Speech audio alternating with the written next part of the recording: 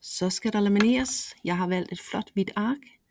Hernede på nederste hylde i skabet, der ligger der lamineringslommer. De findes både i A3 og A4.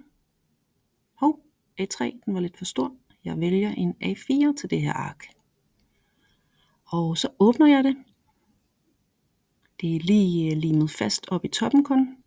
Og lægger det ind så lige som overhovedet muligt. Og jeg lukker det igen.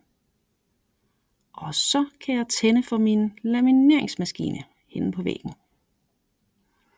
Så lyser den blåt, og jeg trykker på den blå powerknap, og så blinker den grønt. Det kan godt nogle gange tage et par minutter, før den er varmet helt op, men det tager ikke så længe, fordi den er smart og moderne. Når den er klar, siger den bip bip bip, og så står der hernede, om jeg skal lægge den ind ved A3-stregen eller A4-stregen. Jeg vælger selvfølgelig A4-stregen til det her ark, og jeg lader lige lamineringsmaskinen få fat, og så tager den selv papiret helt stille og roligt automatisk.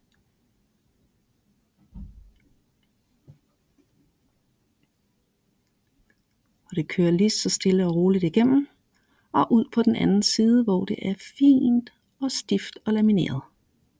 Det gode ved varm laminering, det er, at arkene bliver helt glatte, og de bliver sådan lidt fastere og hårdere i det, end på en kold laminering.